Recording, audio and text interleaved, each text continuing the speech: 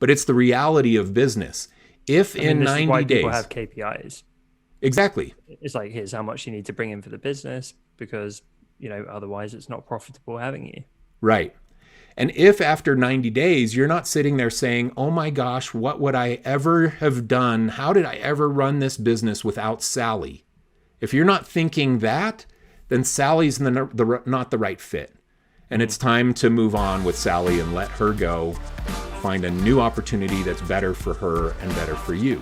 Biz Buds. You're listening to Biz Buds. Super authentic, actionable advice. We're going to open the kimono and show you what's inside. I'm scared to see inside Mike's kimono. Hey, it's Mike and Tom with Biz Buds. If you like geeking out over business, marketing, and entrepreneurship, this is the podcast for you.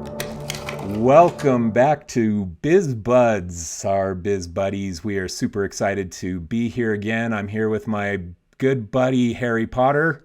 How are you doing, Harry? Yeah, I'm okay. That definitely makes you Hagrid. Oh, it does. Big lumbering oaf of a man. Oh, that's not what it is. All right. Actually, this is Tom Ross. He did have a cameo role, I think, in Harry Potter. Very much so. Is it? Yeah. I thought that was you. The guy without a nose. Yeah. Yeah. We're super excited to be with you again today. We are talking today about scaling a business. How do you hire? When do you hire? This is episode number 21 already. Man, 21. We just started this like yesterday, it feels like. We're accidentally prolific. Look at that. I know, it's crazy. I have, just as a little side note, I have enjoyed... How many hours this year, Tom, have we talked to each other? It's got to be pushing like 50 hours. To my fiance, yeah. For real, right? We've had like racking up 50 hours of genuine, real conversations, and it's been a real joy to me and a lot of fun. So thank you. Yeah, I'm enjoying it. Yeah, love chatting with you. Love all the listener reactions, and I'm really pumped for today's topic. Actually, I think it's going to be a real good one. I have some real good little juicy nuggets about this topic. How do you scale your business? When do you hire? How do you hire? What's the mindset? How do you overcome the fear of expansion when you add overhead to your plate? It's tough, and I struggled with it at the start of my agency. In fact, I should have hired a couple years before I actually did. And I didn't do it out of fear because I didn't have a couple of little insights that I'm going to share with the listeners today about how I overcame that and started that expansion of my business. And then what happened afterwards as well. Because once I pulled the thread on hiring, everything started to explode. So that was an exciting moment in my career. I started to see the light, as they say. Yeah, same. I think we've had pretty similar journeys. So I'm excited to hear your perspective on this. Do you mind if I actually jump in? Yeah, man. A few recent conversations I've had with friends about this. Do it.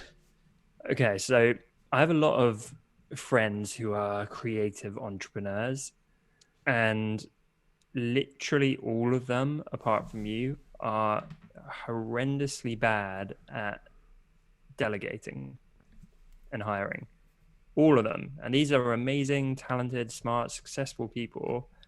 None of them are delegating enough, in my opinion. Mm-hmm. And I chat with people, every day of the week. And a lot of the time it kind of comes back to this point. If they're struggling to scale their business or they're burning out, whatever it might be, the obvious answer is delegate. The obvious answer is get some help. And people just seem to have it as such a sticking point. They refuse to. And there's been a few friends recently where I'm like, okay, so you're doing everything yourself. And I'm talking like editing every second of video, doing every social media post, doing every customer service query, doing the 1,000 billion tasks it takes to run their business. And they're doing it all alone without even so much as a part-time assistant. And then I asked them how much money they're making. And there's been people between 100 grand a year up to 600-700 grand a year. So people are running nearly 7-figure businesses completely on their own. Yeah. And as much as now that's insane to me, I relate so hard because we did near $1 million in revenue before I hired anyone. Uh-huh. It took 10 months. This is when you went until we into the hired. hospital? This is why I ended up in hospital, Okay. people. So it took us 10 months to make our first hire. And even then, I was so scared to do it that it was only a part-time hire. Mm-hmm. So it was so obvious that the business, should do it and it could sustain it financially and so on. And I just didn't want to let go of the reins. I had to keep doing every single thing myself. No one could do it better than me. Yeah. I had to be a control freak. So yeah, like 10 months in, and we just got a part-time person to start us off. Yeah. So similar to me, I was doing, when I started freelancing, year number 1, I think I billed like $203,000 or something. Year number 2, I billed $220 or $230. I don't remember the exact number. And then year number 3 is when I finally started hiring people, and I was, headed toward 200 plus that year. So I had 2 years of freelancing when my cost of living was probably like $36,000 a year, and I'm billing $200,000 a year, and I'm still afraid to hire and expand. So you're not reinvesting anything. You're just sitting Nothing. on it. I was just, I was just piling up money, and I was so afraid to hire, and I was so afraid to delegate, and I was so afraid to let go of the reins, with the mindset that, I can do this in 5 minutes. And if I hire somebody, it's going to take them an hour to do the same thing that I do in 5 minutes. So I had that mental challenge that a lot of entrepreneurs do that inhibits their ability to hire. They think, well, why would I hire somebody to spend an hour when I can just do it in 10 minutes? Well, at some point that catches up to you, and you don't have 10 minutes left anymore. You filled your life with 10-minute tasks, and your value is $200 per hour, and 10 minutes would have cost you $5. I don't know the math, but $5, $3 or something to hire a junior level person to do those tasks. It would have cost you $3. Instead, you're spending $197 more of your value time doing that task. Mm-hmm. So the big shift that happened to me that made me go from doing everything to letting go was when I went to a business networking event thing. They stick 8 people at a table and you talk about your business, and it's just networking 101. And one of the things that they did these breakout sessions for critical questions, where you break out with 8 or 7 other people, and there's 8 of you, and each person goes around and has one question that they can get advice from these other entrepreneurs on. And so I go into this little breakout group, and my one question was, I am spending 12 to 15 hours a day, every day, working. I can't get the work done. It's so much work. I can't get it done. How am I going to get out of this? And the one piece of advice that came back to me that changed my whole perspective was the one, and I put this in my book, Burn Your Portfolio, was don't do anything you can pay somebody minimum wage to do. That was the advice. Don't do anything you can pay somebody minimum wage to do. And so I was like, okay, interesting. And that rattled around in my brain on the drive home from the thing. And I went back to my office and I started writing down every single thing that I could pay somebody else to do that was not mission critical tasks. It wasn't and for the public record, I know what Mike's trying to say. He's not trying to say like, oh, you should underpay your staff. No. The principle is get the things off your plate that are much more junior, less impactful, and that kind of thing. And I never paid anybody minimum wage. I always erred on the side of paying more than market rate. Yeah, more than market rate. So if you take that mindset, what are the things that you're doing? These low skill tasks, not meaning things like I started writing down, okay, writing the check for the electric bill at the office. I don't need to do that. I can train a 13-year-old person to do that job. It's not somebody, I don't need a college graduate to do that job. So I started writing down everything from going to buying paper for the printer to managing, putting receipts in QuickBooks, to emailing the invoice to the client, to taking the check and driving to the bank and depositing it in the bank. It was all of this kind of stuff. And then I started to break it out into the tasks that I was doing for projects, like gathering the assets, collecting the assets from the client, emailing the client saying, okay, can you put those assets in this folder? Can you send us a disk, or can you upload them to Dropbox, or whatever it is? These tasks that you don't need a design graduate to do. You just need somebody who's organized and talented and skilled and smart, and you can teach them those tasks. I wrote this entire page of stuff, and then I used that page as my hiring mechanism. When you sit in the interview, you're pulling out your piece of paper of all the stuff that you need to delegate, and you're asking the people that you're interviewing, okay, tell me about your experience with this. Tell me about your experience with that. Do you think you'd be able to do this? And at the start, I just hired smart people. They didn't have experience doing any of these things, but they were capable and willing to learn and wanted to work with me. Mm-hmm. So I hired them. And it changed the dynamic of my business. So that's takeaway number one from me, is write a list of everything you're doing. And then look at that list and say to yourself, what can I pay a junior level person to do? Yeah. And a way of looking at this, we do talk about market rate on this show, and every task, every person has a current market rate. So a junior developer has, a lower market rate than a senior developer, who has a lower market rate than a CTO or something like that. And the way to look at it is you come up with your audit, your self-imposed audit of every task that you're doing. And Mike's entirely right. This is the way to do it. Write down every single thing you're doing as you do it in your week. You'll end up with this giant list. And then you can go through it and think, well, what is my market rate? What's my hourly rate, if you want to go by that? Yeah. And which tasks, map to that hourly rate, and which ones are way lower. So if there's a few kind of junior admin tasks going on, you might calculate that your hourly rate, and you're very experienced, is like $250 or something like that. And if you're doing a task that is $20 an hour, well, that's way below your market rate. And the way to look at it is you're losing money in your business by doing it. If you could have someone doing it for less, and then you could do more of the, $250 an hour generating work, you would make more money. So it's that in principle, but it's also Mike, you'll know this, the reality of running a business is all of us will have that work that isn't our top hourly rate. Yeah. We all do, no matter how well we delegate.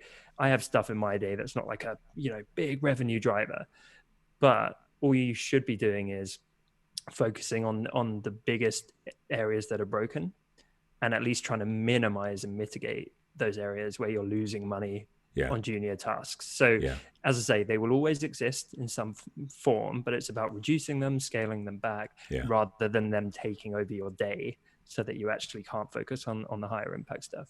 Yeah, totally agree. So if you take that mindset and you say, okay, I'm going to hire somebody to do these 5 tasks, let's say for easy math, 6 tasks per day that take them 10 minutes per task. And to hire them for the day, let's say that you're paying them $15 an hour.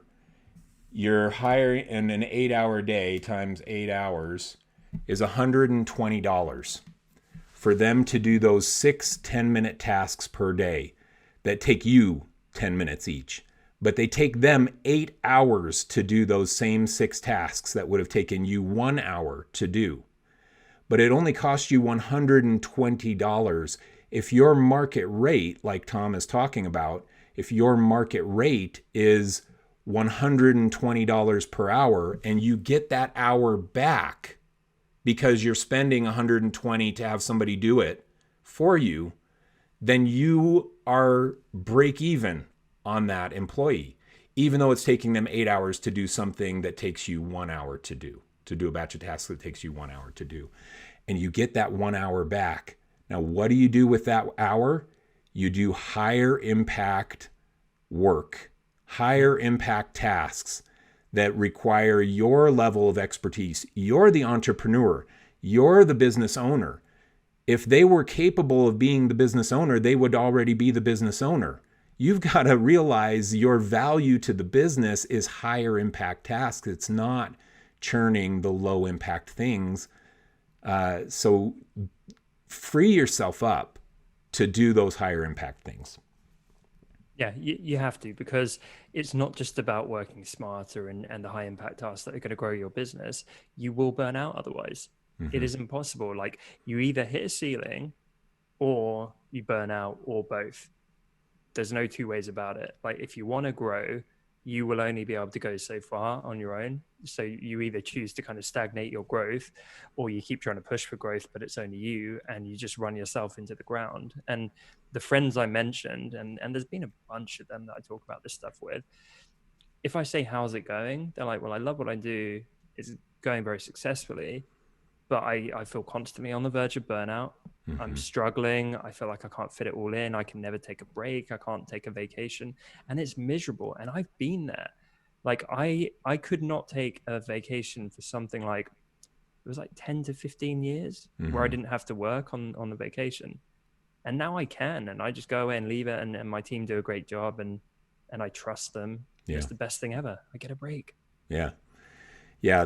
You buy your freedom that way. And you buy the freedom of all your employees as well, because not just you can go on vacation, but Sally can go on vacation also, because there are people that take her tasks when she's going. Yeah, you're creating it's a team. Redundancy. You support each other. Mm-hmm. Yeah. So what happened to me? So I made this list. I hired an office manager, was about my third hire. My very first hire was a high school kid who was really good at computers. I think I shared some of this before. He was really good at computers. That was what his mom said about his resume. He's really good at computers.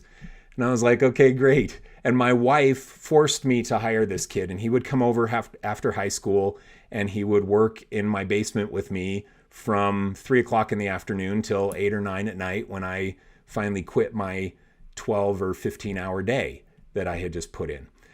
And it was great. And he really was really good at computers. That's the most old school way of saying it, but he was really good at computers. He was a real whiz. Yeah. Tech whiz. He was. And he's a great guy. He's still a good friend of mine. And I taught him how to do low knowledge tasks, but they needed expertise or ability. So I would design and build the homepage of a website, and I would design and build the one sub page of a website. And then I would hand that to him, and I taught him how to replicate those files and create the other 10 sub pages. So I did higher impact tasks, initial design and initial build, to set the standard. And then all he had to do was replicate and do more production level tasks. But it still took expertise and skill. He still had to do a good job. It wasn't just going to the bank. It was other things. And he did great. And he grew. He stayed with me for a few years. And that was my first taste. I was like, oh, this is actually working. This is gonna happen. And then I hired another person and another person. And to be honest, it probably took me about 4 or 5 employees before I started to really feel the weight come off of my shoulders, before everything started to be delegated broadly enough that I could focus on higher impact tasks at my business. So that was my experience hiring my first employee, and how pulling that thread led to these subsequent hires. And it was a deal breaker. It was a game changer for me. Well, I'm going to coin a phrase here. Once you delegate that, you never go back. Oh, that's good. Once you delegate, it's so terrible. Yeah, you got to make it rhyme, man. Yeah, once you delegate that, you never go back. That and back don't rhyme. It's a half rhyme. It's the closest not, I could get. Oh, jeez. So, That. You got to change it to that. So you're playing. Once you delegate that, you never go back. Now you've made up a word and rhymed. That's why is you're quotable. a creative genius, my friend. That's quotable right there. Yeah. So I love that you went through that. And if you don't mind, I would really like this episode to focus on these people that are struggling to do this stuff initially, because I feel like it's a whole in-depth other episode about how to, once you got the team, how to build it further, how to do a culture, all the processes, etc. Shall we kind of focus today maybe on, people who are just scared to actually get any help at all, and it's hurting them? Yes, and I have I have two more big action items that are exactly relating to what you're talking about. So why don't you talk for a minute about that? Okay, so I think deep down most people know the power of delegation. And people can listen to this and nod along and go, yeah, that makes complete sense. The maths checks out. I see other people doing it. It makes sense, but I'm still kind of scared to do it. So I guess there's one key thing to consider. Like I say, when you delegate that, you never go back. See, look how memorable this is. But it is so true. Like when you actually get something off your plate and someone else does it, it becomes inconceivable that you would ever take it back. And you look at it, you're like, how did I ever fit that in? And how did I ever manage that? And I can't believe I ever kind of, used my time towards that thing where it is lower impact. It really, really does become inconceivable. And I have had this time and time again. Whenever I get something off my plate, I never take it back, ever. It would just be so dumb. And it highlights how dumb it would be for you to do that task. Because if I look at everything my team are doing right now, if I started being like, hey, give me that back and give me that back, it would be like the dumbest business decisions ever, because I would just be taking on more junior tasks and it would hurt the business. So I would implore everyone, and I'll get into how in a second, but I would implore everyone to try some small level of delegation to see that play out, because as soon as it happens, you will see you don't want to take the thing back. The thing you were so reticent and scared to let go of in the first place, there's no way you would ever accept that back in your life afterwards. And so what I touched on just there is try it in a small way. If it's that scary to you, the same way it was for me, then try a toe in the water.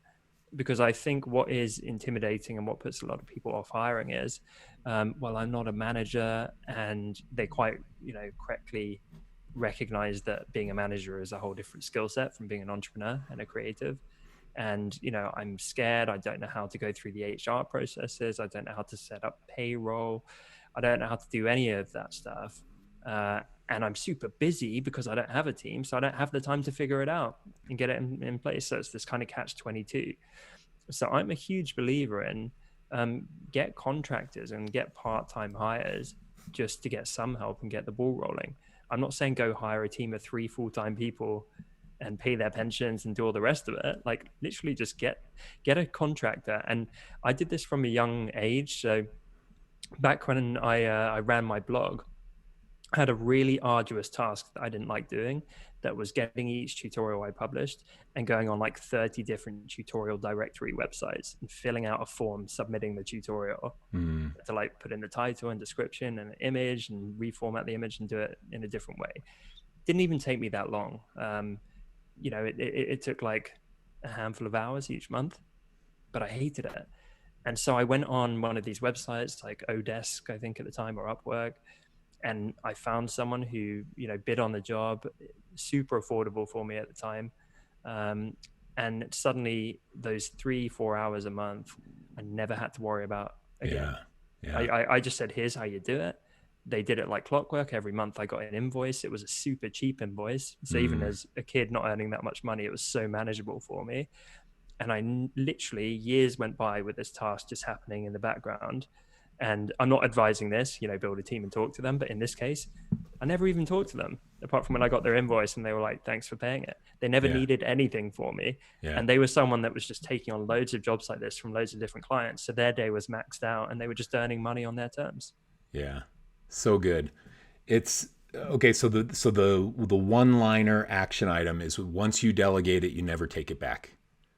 Yes, That's the and do your Mike Janda audit. Go on the lowest impact task, the most junior task, the one you enjoy the least as well, that you always wish, oh, I wish I didn't have to do that. yeah. Go and find a contractor who can do that single task for you to start with. Just get that one thing off your plate, and that will be the eye opener that will convince you delegation works. I like it. All right, my next takeaway, and this may steamroll into the couple that I have that I want to share that were paradigm shifts that made a big difference for me in hiring. What I started to realize as I got a handful of employees into my business, that business is run on 3-month increments. 3 months. That's the window you look ahead. And the truth is, for most creative services people, your clients don't even know what they're going to do 3 months, 6 months, 9 months down the road. They don't know. And it's laughable to me sometimes because I have people saying, hey, I want to create residual income. I want to create, how do I project my revenue for the next year? And the truth is that your clients 1 year from now probably don't even know what they're going to need you to do. They probably don't know what they're going to be doing for their marketing a year from now. It's marketing is just such an evolutionary business that you can't tell. You can't go to your clients and say, what do you have coming up in 9 months? They'll say, well, we have no idea what's coming up in 9 months. But they will know in 3 months, the 3-month window, they will be working. Many people work off of a quarterly budget. Stock publicly traded companies report their earnings on a quarterly term. So quarterly, 3 months, this is the standard of business. Now, if you start to take your business and view your own business on a 3-month increment instead of an annual increment, it frees you up to make hiring decisions without the fear that you have right now. And here's how it works. If you have a big month in January and you're busy and you're like, oh my gosh, how am I going to get all this done? Don't hire. Just work the extra hours. Get the work done however you need to do it. But if February is huge again, and you're saying to yourself in February, how in the world am I going to get all this done? Don't hire. Keep working and grinding because you don't know if March is going to slow down. But if March all of a sudden is projected to be as big as January and as big as February, then you've hit the 3-month level and you can say, oh my gosh, this isn't a spike in my workload. It isn't a spike in my revenue. This is a new plateau. And a new plateau is when you want to hire. It's when you got to look at it and say, I'm hitting bigger numbers. This is starting to show signs of consistency.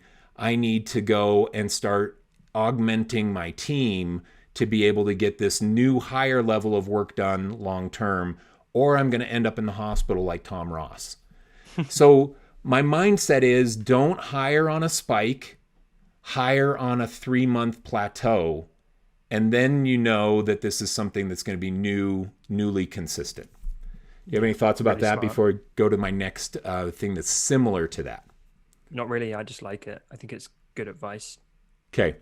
The next thing is this 3-month mindset. If you take that, a lot of people are afraid to hire an employee because they think to themselves, oh man, if I hire that developer and they cost me $60,000 per year, that's $60,000 that I'm investing in my company. That's $60,000 less that I'll make myself. $60,000. They get that annual number in their head. Stop it. You are hiring on a 3-month wait and see mindset. And you look at it and say, $60,000, what does that cost you? It's $5,000 per month. And 3 months of hiring that person is $15,000. And then you look at your numbers projected for the next couple months and you look and see that you're, oh my gosh, I'm going to have $15,000 of profit over the next 2 months.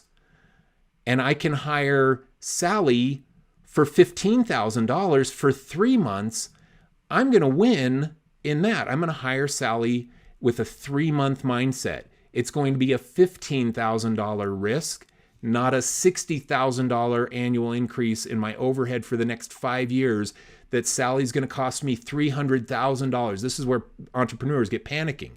They're like, 5 years of Sally, 300 grand. How am I ever going to do that? Don't worry about it. Let that play itself out. But for you right now, you look at it and say, 15 grand for Sally for 3 months. That's what you risk. And Sally then comes into your business, and Sally has a responsibility every bit as big as yours to prove herself to be valuable to your business in 90 days. Now, you don't tell Sally this because Sally doesn't like that arrangement, but it's the reality of business. If in 90 days, people have KPIs. Exactly. It's like, here's how much you need to bring in for the business because, otherwise it's not profitable having you. Right. And if after 90 days, you're not sitting there saying, oh my gosh, what would I ever have done? How did I ever run this business without Sally? If you're not thinking that, then Sally's not the right fit. And it's time to move on with Sally and let her go, find a new opportunity that's better for her and better for you. But most of the time, after 90 days, you're going to be sitting there thinking, oh my gosh, if you hire right, you're going to say, oh my gosh, how in the world did I ever live without Sally? I would rather pay Sally than pay myself. That's when you know you got a good hire. And that's how I felt about almost all my employees over the years. Yeah, same. And I think, as much as employees and a team definitely help you scale, even if you didn't scale, you can't put a price on your sanity. Right. Having that support and being able to take your foot off the gas just a bit, that really is priceless. So even if you're breaking even and you've kind of plateaued, but you've actually got that support network, like there's a lot to be said for that. It's not all about revenue. Yeah. So I'd like to talk about something that I just made up because I'm feeling very creative today. Good. You are coming up with all kinds of phrases, catchphrases and things. It's great.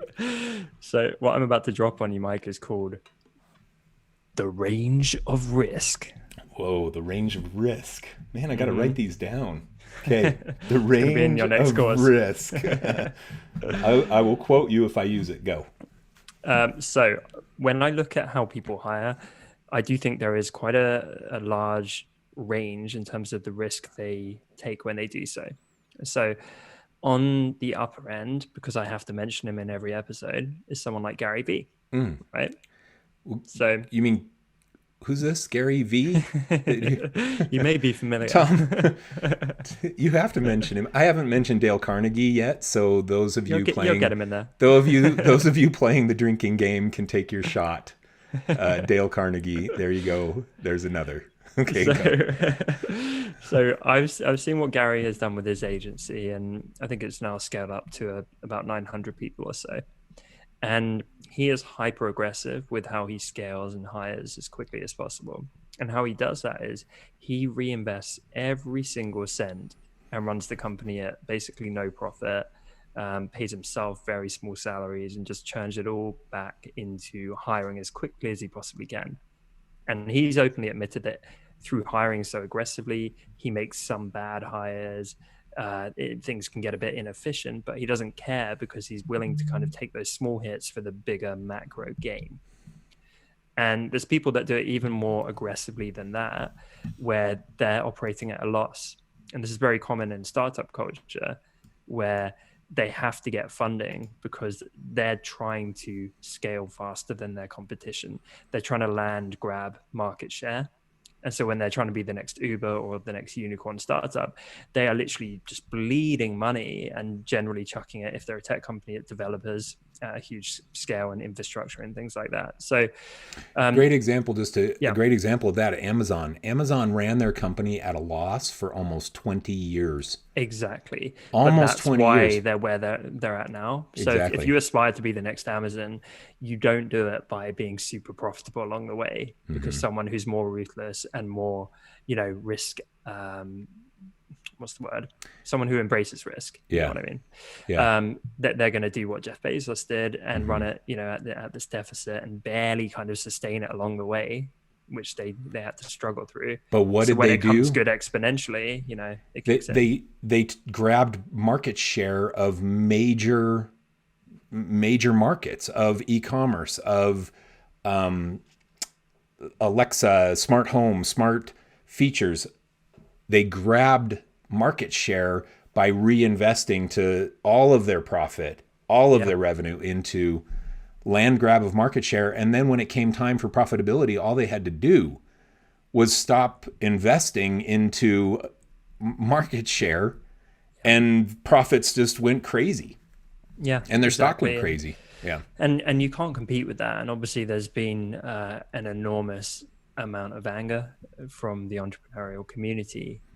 Most people use Amazon, but if you're a small mom and pop business and you pay taxes, unlike Amazon have avoided to do, and you want to make a profit and put your kids through college and stuff, you cannot compete with a company that pays basically no tax and runs at zero profit for 20 years. That's why they've swallowed everyone up, and love it or hate it, it's, you know, been super effective for them. So that's a couple of examples which are, you know, people who lean into that risk and are very aggressive.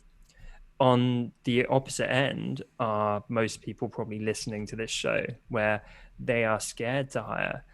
Like Mike, they're just sitting on enormous profits, which they should be reinvesting, but they're not. Like me, you know, their health suffers, they burn out. I put myself in hospital because I refuse to let go of any of it.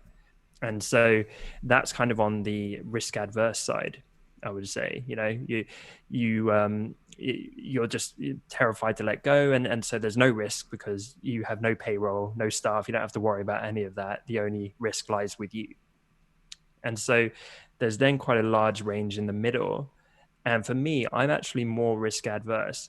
So when COVID hit, we hadn't been over leveraged. I had said no to any investors that had approached us over the years because I didn't want to just scale, you know, like a rocket for the sake of it. We always want to operate at a profit. We put money aside as a buffer to protect the team exactly for when things like this happen.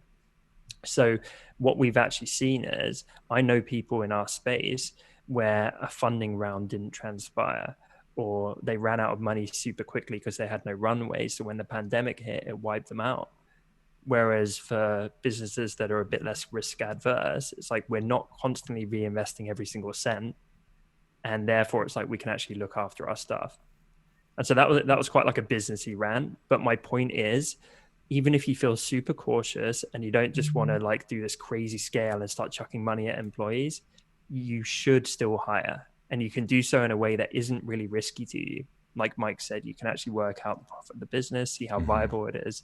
It is possible for you to get that part-time hire, that contractor, that initial full-time hire. You can do that and not go out of business. You can do that and not put everything on the line and feel like you're just, you know, leveraged over the hill. I love that advice. I had a couple things in my paradigms of this, that it isn't always your business that you need to invest in too. It's anything that you're doing that you're spending time doing that can be delegated to somebody else. And I'll give you two examples. One is from my own life. I on my list of delegation, I wrote down mowing my lawn. Mowing my lawn on Saturdays was a 4-hour job, taking care of my property. I had a big yard. It was a 4-hour job. 4 hours. And if my market value was $200 per hour, then it took me $800 worth of my time to mow my lawn myself. But I could hire, which is crazy. But I could hire somebody for $50 to come and mow my lawn for me. Yeah. I just got net positive $750 just from not mowing my own lawn. And you know what? That's how the economy works. That's how a thriving economy works. If everyone did everything themselves, there would be no economy. Yeah. You know, you're meant to hire people. You're meant to pay other people. It's the same way, like we don't have her at the minute because coronavirus, but we eventually got a cleaner in our apartment because guess what? After my fiance works a long week, I work a long week. I'm exhausted when it comes to the weekend. I don't want to be spending 3 hours cleaning the apartment and ironing my shirts, which I'm terrible at, and like steam burn my hands in the process. Oh boy. Like, you know, my limited spare time would be miserable. Yeah. So you pay someone else to do it.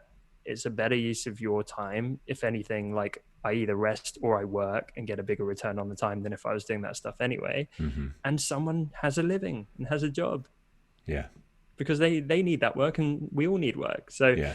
It's so vital. And I wish people could feel what it's like, because every person where I've had to twist their arm for like 2 years and then they finally made their first hire, I talk to them 2 months later and they're like, oh my God, what was I doing? I wish I'd done this sooner. Me too. It's exactly the same. It's exactly the same. I've done a lot of coaching over the last year, and you know, some of these people where I had to twist their arm for 3 months to get them to finally hire when they should have done it 2 years ago. And then 2 weeks later, I say, oh, how's that person working out for you? And then they give me the story that I told you, that one of two things will happen. They're either going to say, oh my gosh, how did I ever live without this person? Or they'll say, it's not working out very well. I don't see this, but it was worth the $4,000 risk. And now I'm not afraid to hire the next one. I just got to find the right one. Exactly. Don't let that stop you, because I've also talked to a couple of people who they tried it once, maybe twice, and went, oh, it didn't work out, so I guess delegation isn't for me. And it's like, well, no, you just get better at hiring, get better at training and giving the right processes and so on. Exactly. Processes is so critical. Having people come in and just execute on your action items. Okay, so here's what happened when I pulled the thread. I went from just me to 5 employees in 1 year and doubled my billings. Why did that happen? The reason that happened is because I freed up my time to spend it on higher impact tasks. Now I had employees doing a lot of production work that I used to do. And instead of doing production work, I was now in front of my clients a lot more. I was doing a lot better customer service. I was flying to go and visit my clients and take them to lunch, the Mike Janda Sales Process 101, taking the people to lunch. And I was building those relationships, and all of a sudden my referrals expanded. The amount of work that I was getting from the clients expanded. They started to perceive. Oh, I was so much happier. You're doing the stuff you're best at and that you enjoy the most. Yep. And people started to see my business differently. It wasn't Mike Janda cranking in his basement anymore. They started to see, oh my gosh, he's got 5 employees now. He's doing great. Hey, you know what? That project that we used to give to somebody else that would have cost $30,000, and we were only giving Mike the $10,000 projects. Let's give Mike the $30,000 project because he can handle it now because he has a team of people.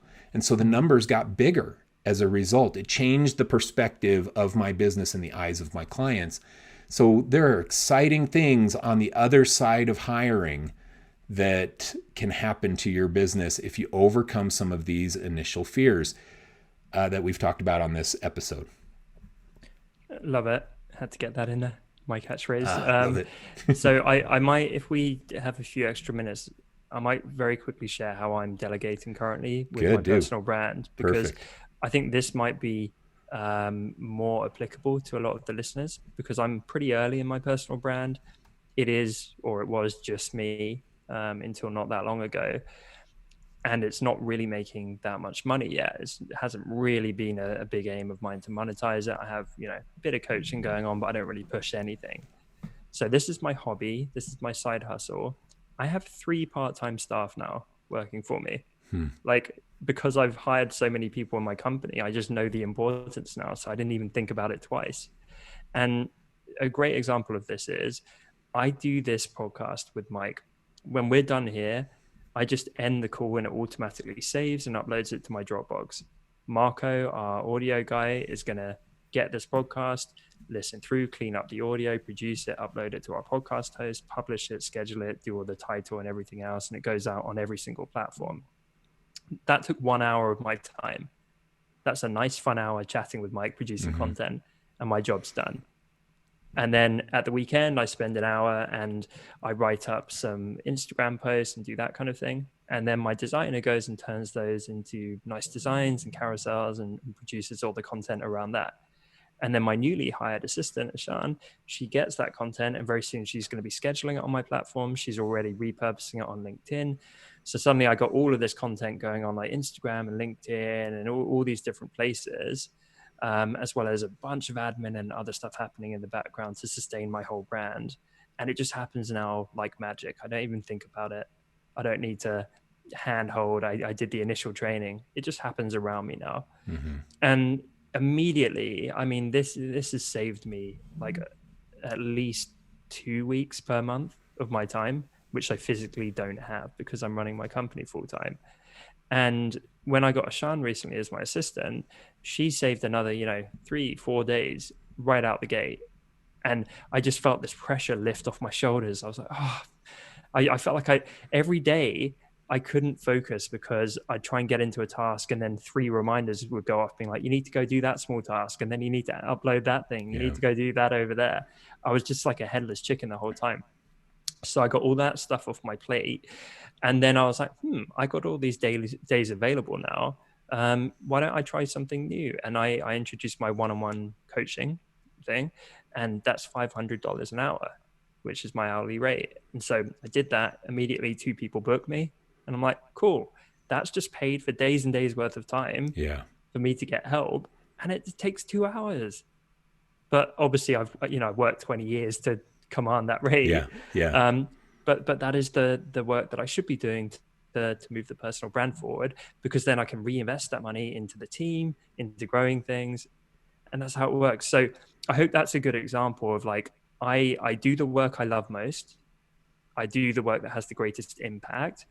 I can now pay 3 people and they were all, really looking for the work. And they've had many conversations with me being like, this takes the pressure out of life so much, having this work, because before it was kind of quiet for some of them. Things are growing and heading in the right direction. I feel like I have this support network and we all get on and they're fantastic, great people. And I appreciate them a ton. Like it's just win, win, win, win, win across the board. And when you do this, I look and think, okay, if they all vanish tomorrow, what's the alternative? Am I going to stay up until 2 a.m. editing my own podcast? Am I going to get back to that headless chicken who's stressed to death? Am I going to burn myself into the ground? I would never dream of doing that. And so if you're kind of listening right now and nodding along going, I'd like that. It's like, so start small. Start by getting freaking 30 minutes a day off your plate of a task you hate that is more junior, and get a contractor to come in and help you with that. And that will be the pebble that starts rolling to get the momentum of everything that follows. Agreed. That was a rant, but I love it though. It is start small. My first handful of hires were junior level people. My very first full-time people were college graduates, never had a job before working with me. It wasn't until 5 years later, 6 years later, that I was hiring 6-figure salary people. It was years of getting comfortable with the hiring process, understanding the numbers the right way, building up money in the bank. So you don't start with automating and delegating your high impact, most expensive tasks. You start by the low stuff. And that's the thread that you start pulling that leads to you getting comfortable with hiring, comfortable with expansion, comfortable with the new cash flow, comfortable with managing. letting go of the tasks and managing those tasks instead of doing them, all of it. So just start small. That's the way to go. Tom gave some great advice. Start small in the level of work, and start small in the amount of time that you're delegating off, even if it's just getting you 30 minutes a day back in your life. That's the place to start. No, but I think that's a great summary. And I know we're coming up on time. So everything Mike just said, but obviously you start with what Mike's first point: audit your time. Spend a week or 2, write everything you're doing down, categorize by impact. Start with the junior stuff combined with the junior things you hate or don't enjoy. Get them off your plate, start small and get going. And then view things as 3 months. 3 months is your window of risk. It's not 5 years of risk when you start hiring those people. 3 months, that's a paradigm shift that'll change it for you.